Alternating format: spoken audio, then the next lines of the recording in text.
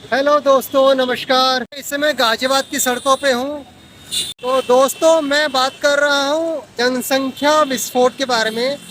यदि आप देखना चाहते हैं तो देखिए, मेरे पीछे जो ट्रैफिक आ रहा है उसको आपको मैं दिखाता हूँ। 1 मिनट के लिए देखिए उसे। ये गाजियाबाद का फ्लाईओवर है, उसके साथ में जो ट्रैफिक गुजर रहा है अभी आप देख सकते हैं।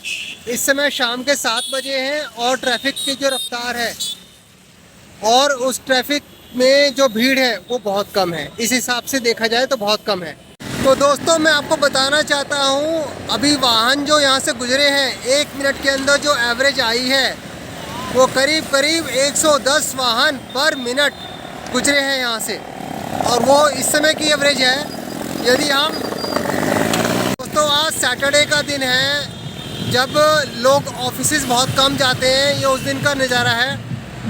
तो यदि हम बाकी दिन का देखें तो बाकी दिन में यही एवरेज 110 नहीं रहेगी, ये एवरेज 150 से 200 के बीच में आएगी।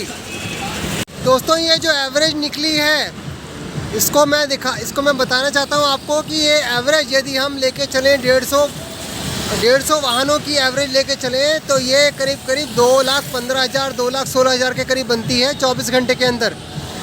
तो एक रोड की हम बात कर रहे हैं, अभी एक रोड पे इतना रश है जहाँ पर मिनट जो है वो 150 वाहन गुजर रहे हैं एक एवरेज के हिसाब से। हो सकता है ये 200 की भी हो, 300 की भी हो रश टाइम में। दोस्तों, आप दिल्ली में जाके देखिए, दिल्ली की ITO जैसी सड़कों पे इतना खचाखच ट्रैफिक भरा होता है। 1 किलोमीटर दूरी तय करने के लिए भी आपको 10 मिनट से 15 मिनट का टाइम लग जाता है। आगे आने वाले टाइम में ये एक समस्या है, बहुत बड़ी समस्या, जिसको सॉल्व करने के लिए गवर्नमेंट क्या कर रही है। गवर्नमेंट पुल के ऊपर पुल बनाती जा रही है, सड़कों को चौड़ा कर रही है, मेट्रो स्टेशन बढ़ते जा रहे हैं। लोग नहीं मान रहे हैं, लोग जो है वो गाड़ियाँ खरीदते जा रहे हैं।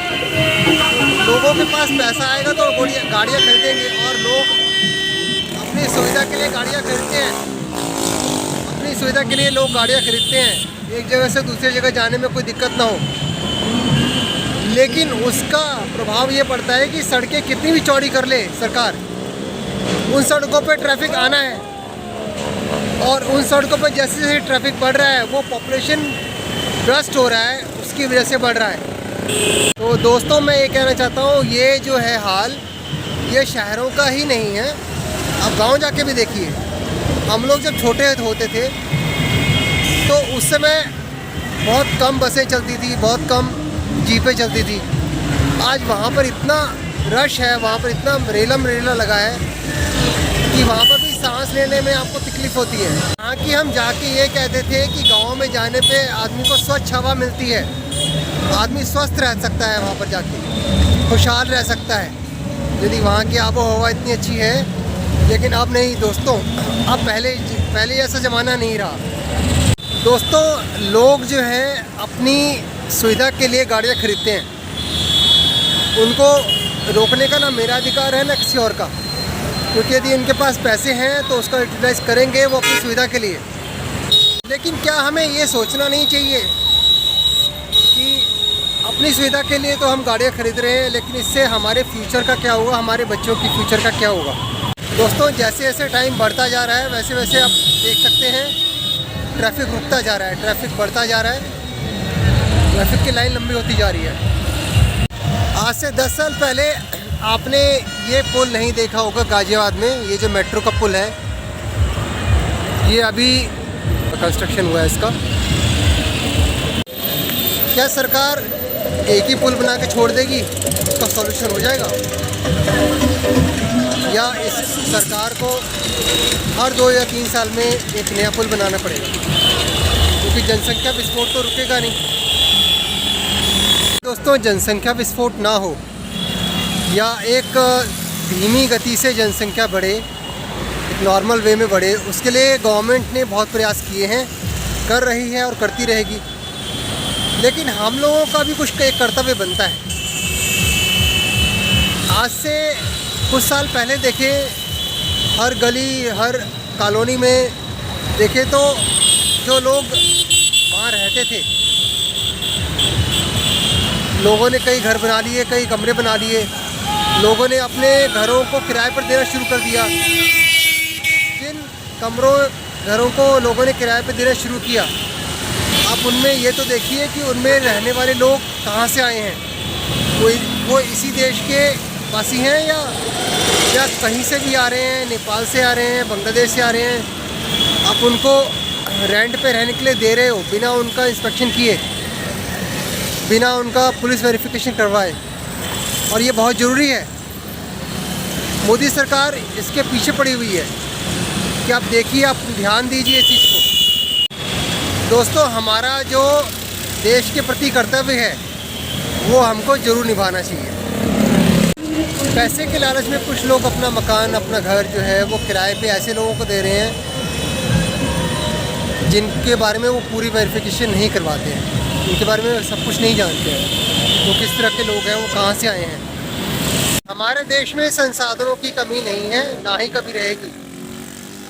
मोदी सरकार ने मेक इन इंडिया का जो कॉन्सेप्ट रखा है बहुत अच्छा रखा है। यहाँ के लोग यहीं की चीज़ें यूज़ करें और उसको अपनाएं। दोस्तों, हम लोगों की सेफ्टी हमारे खुद के हाथ में है। हम सोच समझकर आगे बढ़ें तो ना तो ये जनसंख्या विस्फोट हो। जनसंख्या विस्फोट होगा तो बहुत सारी बुराइयां भी जन्म लेंगी।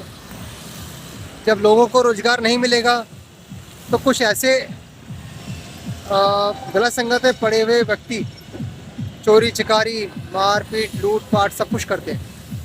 वहीं यदि जनसंख्या कंट्रोल में रहेगी तो इस पर अंकुश लगा रहेगा।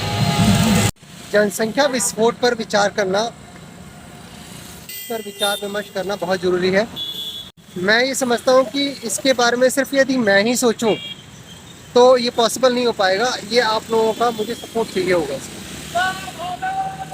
इसको मैं एक मान के चलूँ तो एक हम लोगों का मिशन होना चाहिए कि जनसंख्या विस्फोट को कैसे रोका जाए, कैसे कम किया जाए। और अकेले इसमें काम करना मूर्खता होगी। वाकई में इसमें मुझे बहुत सारे आप लोगों की मुझे बहुत सारे दोस्तों की ज़रूरत होगी इसमें। इसके लिए मुझे आपका सपोर्ट चाहिए। अभी मैं इसमें रात में 8 बजे खड़े होकर वीडियो शूट कर रहा हूँ। लोगों की उम्मीद से बढ़कर मैं कुछ करना चाहता हूँ, और मैं समझता हूँ कि ऐसा यदि प्रोजेक्ट मैं तैयार करूँ और उसमें आप लोगों का साथ मुझे मिले तो मैं कुछ कर सकता हूँ। इस देश के लिए कुछ कर सकता हूँ, इस देश के नागरिकों के लिए बहुत कुछ कर सकता हूँ, बहुत कुछ कर सकता हूँ। प्लीज़ आप मुझे सपोर्ट कीजिए, मुझे लाइक कीजिए, मेरे चैनल को सब्सक्राइब कीजिए प्लीज़। मैं आपसे रिक्वेस्ट करता हूँ, बार बार हाथ जोड़ के मेरी आपसे यही प्रार्थना है, प्लीज़ मुझे सपोर्ट कीजिए।